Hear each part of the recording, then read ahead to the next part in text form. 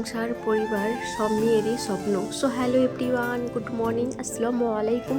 সকলে কেমন আছো? আশা করি ভালো আছো। যে যেখান থেকে আমার ব্লগটি দেখছো, আলহামদুলিল্লাহ সকলে যেন ভালোই আছো। ভালো রাখার মালিক মহান আল্লাহ তাআলা যেমন রেখেছে, যা রেখেছে আলহামদুলিল্লাহ। তো দেখো সকালের আশেপাশে কাজগুলো কিন্তু সব সেরে নিলাম। আর দেখো এখানে একটু আদা দিয়ে লিকার চা বানিয়ে নেব। তো সকালটাও বেশ খানিকটাই হয়ে গেছে, প্রায় ওই 9টা কি 9:30 এইরকম বাজতে যায়। আর অনেকগুলোই আজকে কাজ ছিল, বৃষ্টি হচ্ছে তার মধ্যেও কাজ তো আর থেমে থাকে না, কাজ তো করে নিতেই হয়। আর কাজ যদি না রাখবে, রেখে দিবে, তো আরেক দিনের কাজ আরেক দিন করলে কিন্তু প্রচুর সমস্যা দেখা দেয়, মানে কাজটা প্রচুর পরিমাণে হয়ে যায় তখন, তাই না? তো যাই হোক, সকালের কাজ সকালে করে নেওয়াটাই বেটার। তো ওই কারণে গেছিলাম একটু ওপরে, সব কাজগুলো সারলাম, সেরে নিচে এসে একটু লিকার চা বানিয়ে নিলাম। তো এই যে আজকে সকাল থেকে ওয়েদারটা ধুয়ে দেখলাম রোদ করেছে, রামপুরগুলো চাঁদে দিয়ে নিলাম, দিয়ে দেখো এখন ব্রেকফাস্টে ডিম টোস্ট বানিয়েছিলাম, ডিম টোস্ট আর করেছিলাম আদা দিয়ে চা। তো এগুলোই কি করলাম, এখন ভাত বসিয়ে নেবো। এখন বাজে 9:08 হয়ে গেছে, তো এখন রান্নাবান্নার কোনো ব্যবস্থা কোনো কিছুই নেই। তো চলো আগে ভাতটাকে বসিয়ে নিই, তারপর দেখা যাক কী কী রান্না করি। আর আজকে যতটা সম্ভব মাছ হবে আমাদের বাড়িতে, মাছ রান্না। তো মাছ তো নিতে চলে গেছে, তো দেখা যাক কী মাছ নিয়ে আসে।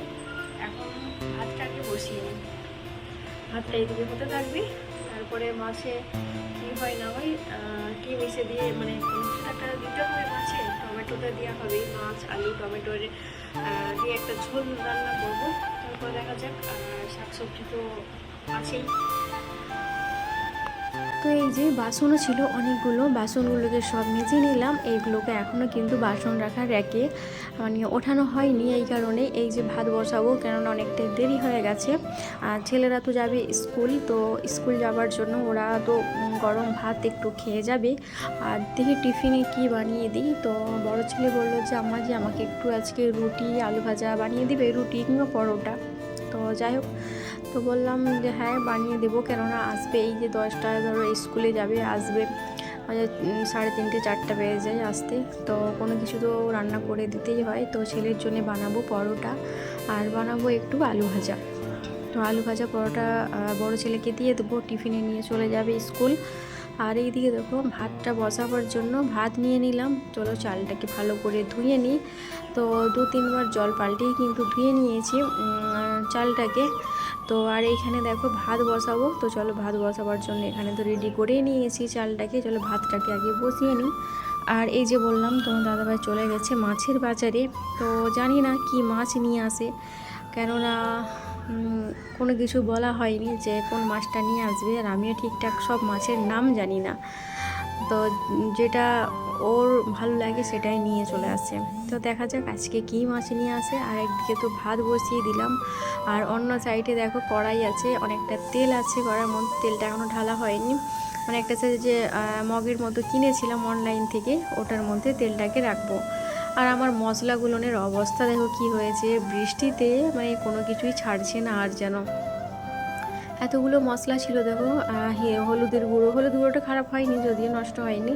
আর জিরে গুঁড়ো নষ্ট হয়ে গেছে, আর ছিল গিয়ে লঙ্কার গুঁড়োটা নষ্ট হয়ে গেছে। সব এগুলোকে ফেলবো, ফেলে যতটা সম্ভব কৌটোগুলোকে ধোবো আজকে। তো দেখা যাক, এখন যদিও ধোবো না, যখন স্নান সারবো তখন কিন্তু কৌটোগুলোকে ধুয়ে নেবো, কারণ এখন রান্না বান্না করছি, দেরি হয়ে যাবে, নাহলে ছেলেদেরকে বললাম টিফিন বানিয়ে দিতে হবে।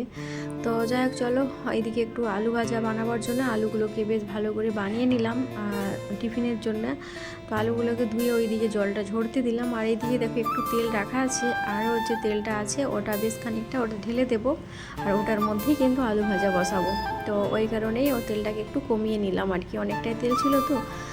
পাকোড়ি ছেঁকেছিলাম, তো পাঁপড় ছেঁকেছিলাম ওই কড়ার মধ্যে, ওই তেলটা অনেকটাই আছে, একটু ভাজা করব, ওতে আর একটু তেল দিয়ে নেব, দিয়ে সর্ষের তেল, এটা যদিও হচ্ছে ফরচুনের রিফাইন তেল। তো যাই হোক চলো, এদিকে আলু ভাজাটা বানিয়ে নিই। তো এই যে কড়াই বসিয়ে দিলাম, ফোড়নে একটু জিরে দেবো ভেবেছিলাম, কিন্তু একবারেই মনে নেই যে ফোড়নে জিরে দেবো, ভুলে গেছিলাম, তো কিছু আর দেওয়া হলো না। আর হলুদের গুঁড়ো লঙ্কার গুঁড়ো আর একটু লবণ, দিয়ে এই যে ভাজা হতে বসিয়ে দিলাম, এইদিকে ভাজাটা হতে থাক আর অন্যদিকে কিন্তু আটাটা মেখে নেব।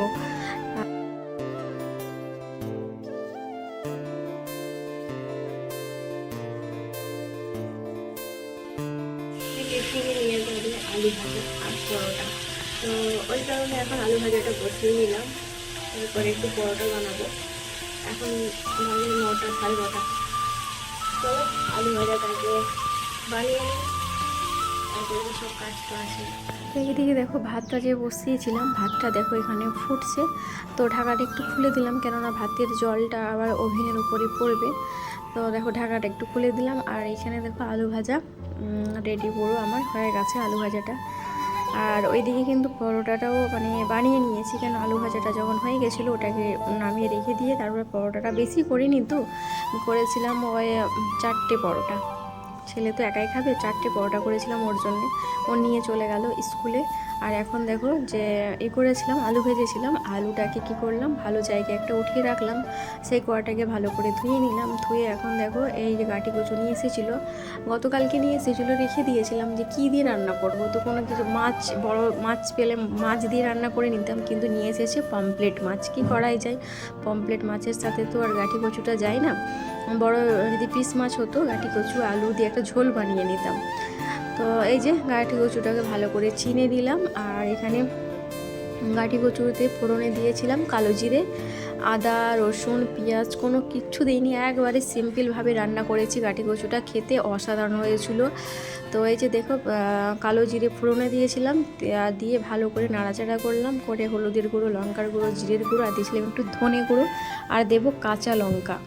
তো দিয়ে কিন্তু গাঁটি কচুটাকে রান্না করে নেব, ভালো করে আগে একটু কষিয়ে নিতে হবে, তারপরে কিন্তু জলটা দেব। জলটা বেশ কিন্তু ঝোল রাখবো না, একবারে মাখো মাখো টাইপের করব, তো বেশি জলটা দিলাম না। এইটা দিলাম এই কারণে কচুটা সিদ্ধ হতেও তো সময় লাগে, তো যতটা সিদ্ধ হবে তখন কি জলটা কিন্তু হয়ে যাবে, কমে যাবে। আর সবজিও নিয়ে এসছে কতগুলো, তো চলো সবজিগুলোকে দেখি।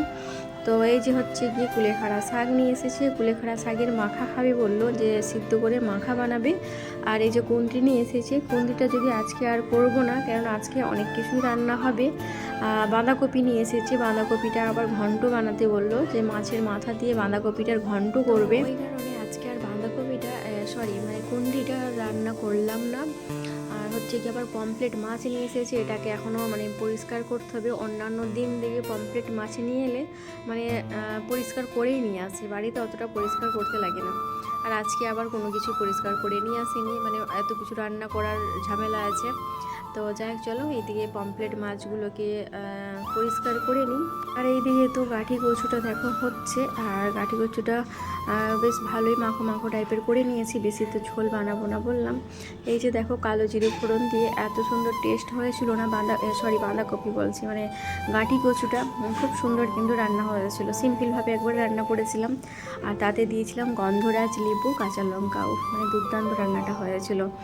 তো যাই হোক এইদিকে তো এক পদ রান্না হয়ে গেল, আর ভাতটাও হয়ে গেছে।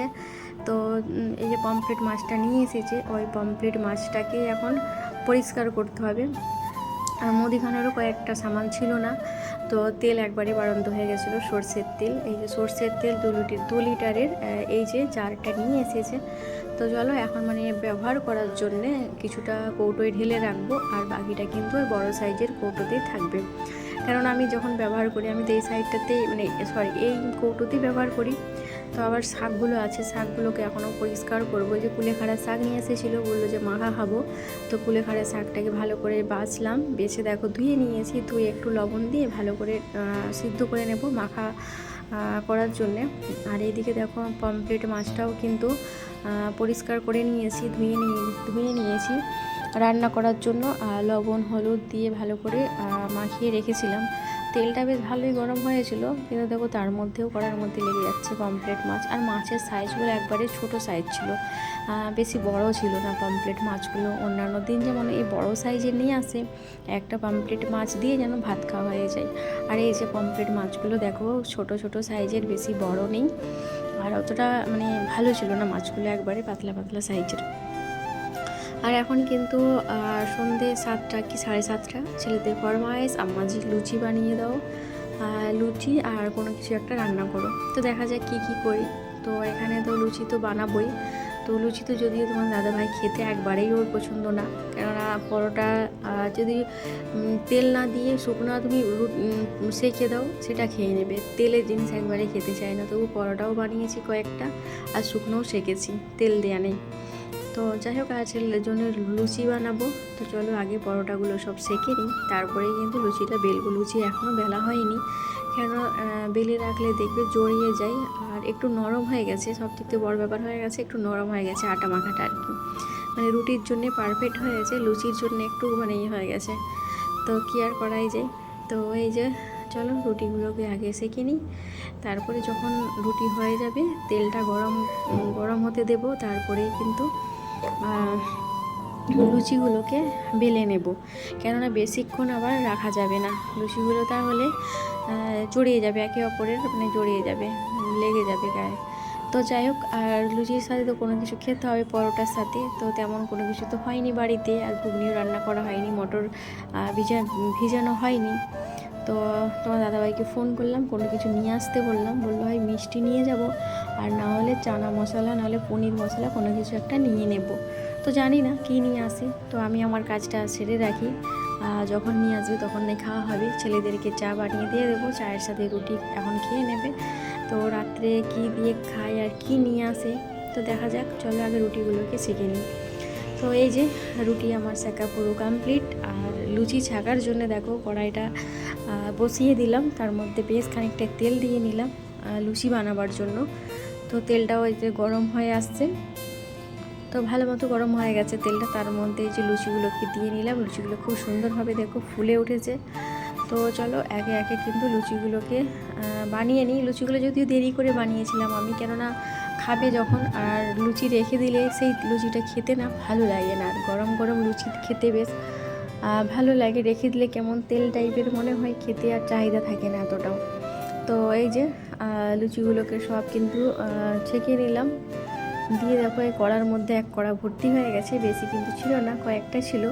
আর নিয়ে এসেছে এখানে বাটার পনির। তো বাটার পনির, আর আছে গিয়ে লুচি, আর আছে গিয়ে পরোটা। তো আজকের মতো এতটুকুই থাক, সকলে ভালো থেকো, আল্লাহ হাফেজ।